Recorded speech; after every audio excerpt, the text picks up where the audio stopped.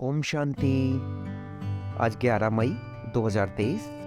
मीठी मीठी पापा अपनी साकार मुरली में हम प्रेम स्वरूप शांत स्वरूप बच्चों को क्या ज्ञान दे रहे हैं, आइए सुनते हैं और पढ़ते हैं। बाबा कह रहे हैं बच्चों से, मीठे बच्चे, पहले अपने ऊपर रहम करो, फिर आपका फर्ज है अपने परिवार को स्वर्ग में चलने का सही रास्ता बताना, इसलिए उन्हें भी लायक बनाने का पूरा पुरुषार्थ करो। मीठे बच्चे, पहले अपने ऊपर रहम करो, फिर आपका फर्ज है अपने परिवार को स्वर्ग में चलने का सही रास्ता बताना, इसलिए उन्हें भी लायक बनाने का पूरा पुरुषार्थ करो। बाबा प्रश्न पूछ रहे हैं, तुम किस रेस के आधार से शिवालय के मालिक बन जाएंगे? उत्तर है, फॉलो फादर मदर। सिर्फ एक जन्म पवित्रता की प्रतिज्ञा करो, नरक से दिल हटा दो। शिव बाबा तुम्हारे लिए शिवालय स्थापन कर रहे हैं जहां तुम चैतन्य में राज्य करेंगे। धंधादौरी करते पाप और स्वर्ग को याद करने से राजाई का तिलक मिल जाएगा, अर्थात शिवालय के मालिक बन जाएंगे। आज का गीत, तुम ही हो माता पिता। ओम शांति। कुछ ना कुछ कहना पड़ता है। ओम शांति या शिवाय नमः, परमात्माय नमः कहते हैं ना। ओम शांति हम कहते हैं। यह है अपना और बाप का परिचय देना। वह महिमा भक्त लोग करते हैं। त्वमेव माता च पिता त्वमेव। तुम तो बच्चे हो जिसकी महिमा भक्त लोग भक्ति मार्ग में करते हैं। आज वह बाप आपके सम्मुख बैठा हुआ है। जरूर सम्मुख था, अब फिर सम्मुख बैठे हुए हैं। यह बातें अभी तुम बच्चे ही जानते हो, भक्त नहीं जानते हैं। तुम बच्चे जानते हो एक ही बाप है जिसकी महिमा हो रही है। वह बाप तुम बच्चों को कितना सुख दे रहा है, तो तुम 21 जन्मों के लिए कभी दुखी नहीं होने वाले हो। ऐसे बाप के सम्मुख तुम बैठे हो। तुम जानते हो यह हमारा बेहद का बाप है जो हमको स्वर्ग के सुख देने लिए सर्विस कर रहे हैं। बाप हमेशा बच्चों को रचकर उन्हों की ही सेवा कर लायक बनाते हैं। बाप जैसे कि बच्चों का गुलाम बन जाता है। लौकिक बाप भी बच्चों की पालना करने में कितनी मेहनत करते हैं। रात दिन यह चिंतन रहता है कि बच्चों की सेवा कर बच्चों को लायक बनाएं। वो है हद की रचना के गुलाम। यह है फिर बेहद का बाप। यह भी कहते हैं, बच्चे पूरा फॉलो करो और पूरा वर्षा लेकर स्वर्ग के मालिक बनो। बच्चों पर हमेशा रहम करना होता है। जो सेंसिबल बाप होगा वह कहेगा बच्चों को भी क्यों ना साथ साथ यह सच्ची कमाई भी कराएं। लौकिक बच्चों की स्थूल पालना तो आधा कल्प से करते हैं। बच्चों की पालना कर बड़ा बनाया, लायक बनाया। बच्चों के लिए विल किया, बस शरीर छोड़ा, जाकर दूसरा जन्म लेंगे। वह हुआ हद का बाप। यह है फिर बेहद का बाप। वह हद का ब्रह्मा है। रचना रच फिर उनका गुलाम बनते हैं। बहुत मेहनत करनी पड़ती है। कहाँ बच्चे कुसंग में खराब ना हो जाएं, नाम बदनाम न करें। परंतु वह हो गया अल्पकाल का सुख। उन्हें यह पता नहीं बच्चा सपूत निकलेगा या कपूत। कई ऐसे कपूत निकलते हैं जो एकदम खाना खराब कर देते हैं, बाप की मिल्कियत को एकदम उड़ाकर चट कर देते हैं। इसलिए बड़ी संभाल करनी पड़ती है। बेहद के बाप को कितना फुरना रहता है। कहते हैं तुम भी वर्षा लो और अपनी रचना को भी वर्षा दो। परंतु फिर भी कपूत बच्चे होते हैं तो बाप का कहना नहीं मानते हैं। बाप कहते हैं पढ़ाई करो तो पढ़ते नहीं, पवित्र नहीं बनते। कोई मुश्किल कोटों में कोई में भी कोई आज्ञाकारी निकलते हैं। यहाँ तो श्रीमत मिलती है। तुम माता पिता, यह एक ही की ही महिमा है। परंतु मनुष्य न जानने कारण श्री कृष्ण के आगे, लक्ष्मी नारायण के आगे कहेंगे तुम माता पिता। यह भी अंधश्रद्धा है। अब लक्ष्मी नारायण प्रारब्ध भोगते हैं, उनको अपने बच्चे हैं। हम उनको कैसे कहते हैं तुम माता पिता? वास्तव में यह महिमा एक की ही है। गीत में सुना कि ऊंचे से ऊंचा है शिव बाबा, सबका सदगति दाता, सबको शांति धाम सुखधाम में ले जाने वाला। तो ऐसे बाप की श्रीमत पर जरूर चलना चाहिए। समझते भी हैं माता पिता से ही 21 जन्मों के लिए सुख घनेरे मिलते हैं, परंतु ऐसी श्रीमत पर कोई मुश्किल चलता है, बहुत ऊंचा वर्षा मिलता है। बाप कहते हैं मैं तुम बच्चों के लिए हथेली पर बहिश्त लाया हूं। जब श्रीमत पर चलो तब लायक बनो, कदम कदम पर मत लेनी है। मत पर नहीं चलते तो ऊंच पद पा न सके। स्वर्ग में लक्ष्मी नारायण का राज्य था, यह किसको पता ही नहीं। आगे हम भी कहते थे फलाना स्वर्गवासी हुआ, अथवा सन्यासी कोई मरेंगे तो कहेंगे ज्योति ज्योत समाया, परंतु जाता कोई नहीं है। जीवन मुक्ति व मुक्तिदाता एक ही बाप है, वह न आए तब तक कोई जान न सके। वह है निराकारी दुनिया। निराकारी बाप और निराकारी आत्माएं वहां रहती हैं, जिसको परमधाम भी कहा जाता है। साइंस घमंडी समझते हैं, यहाँ ही जन्मते और मरते हैं जैसे मच्छर। सृष्टि के चक्र का किसको भी पता ही नहीं। सर्वव्यापी के ज्ञान से कोई कुछ भी समझ ना सके। अब तुमको बाप मिला है, कहते हैं बच्चे अब वापस चलो। मैं कल्प पहले मुआफिक सबको ले जाने आया हूँ। तुम्हारी आत्मा में बहुत खाद पड़ी है। सबकी आत्मा तथा शरीर आयरन एजेड हो गए हैं, उनको फिर से सतो प्रधान बनाना है। तुम बच्चों की आत्मा सतो प्रधान थी, तब गोल्डन एजेड वर्ल्ड थी। पवित्र आत्मा का पवित्र सोने जैसा शरीर था, उसको सच्चा जेवर कहा जाता था।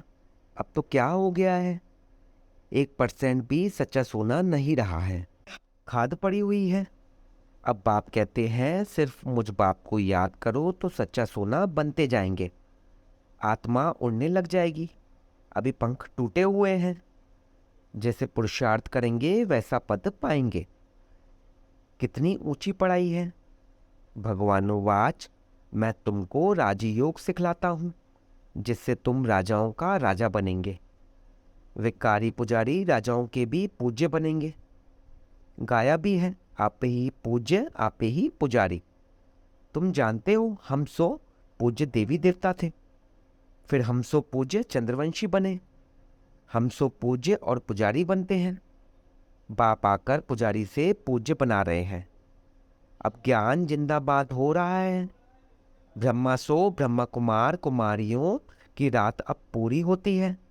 रात कब से आरंभ होती है यह शास्त्रवादी नहीं जानते हैं। ब्रह्मा का दिन सतयुग त्रेता, द्वापर के आदि से रात शुरू होती है। यह सब बातें तुम बच्चों की बुद्धि में हैं। अब 84 जन्म पूरे कर हम फिर से राज्य भाग भोगेंगे। सतयुग में यह ज्ञान नहीं रहेगा, वहाँ है प्रारब्ध। वहाँ भी तुम अपने बाप से वर्षा लेते हो, परंतु वह इस समय की प्रारब्ध है जो 21 जन्म चलती है। भारत पर ही सारा खेल है। सतयुग में जो देवी देवताओं का राज्य था वह अभी आसुरी बना है। प्रजा पर राज्य है। बाप कहते हैं बच्चे hear no evil see no evil. बंदर का एक चित्र दिखाते हैं। इस समय मनुष्य बंदर मिसल बन पड़े हैं, इसलिए बंदर की शक्ल दिखाते हैं। बात इस समय की है। इसको कहा जाता है रौरव नर्क। बिच्छू टिंडन मिसल एक दो को काटते रहते हैं। बच्चे बाप का भी खून कर देते हैं। माया ने सबको डर्टी बना दिया है। भारत हेवन था, अब हेल है। 84 जन्म भी भारतवासियों के हैं।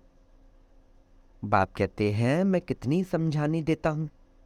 कहते हैं I am most obedient father. Father servant, teacher servant, Guru servant. अब मैं आया हूँ। पंडित लोग भी यात्री के सर्वेंट होते हैं, रास्ता बताने वाले। अब मैं तुम बच्चों को स्वर्ग चलने के लिए गाइड बना हूँ, लिबरेट करता हूँ।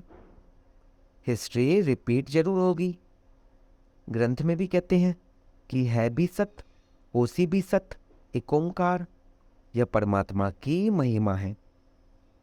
एक तरफ कहते हैं अजोनी, दूसरी तरफ कहते हैं सर्वव्यापी है।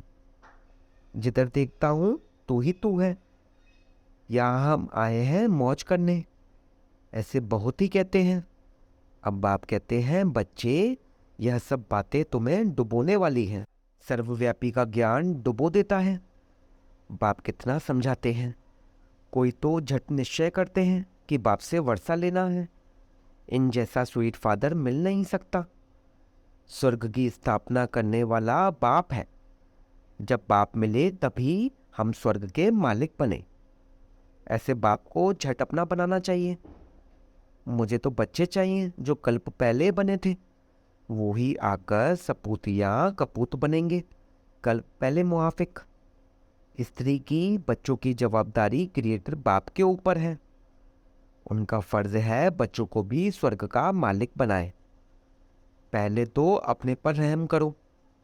ऐसे नहीं कि बाबा कृपा करेंगे तो सब लक्ष्मी नारायण बन जाएंगे। यह बड़ा इम्तिहान है।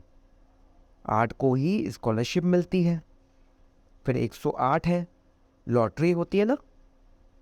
बाप कहते हैं, देह सहित देह के संबंध जो कुछ है भूल जाओ।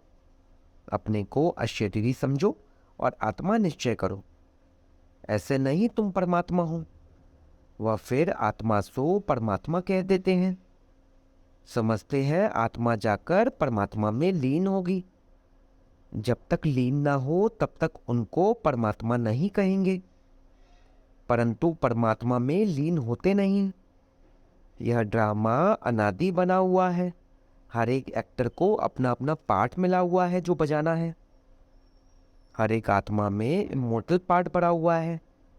यह बातें बाप के सिवाय कोई समझा ना सके।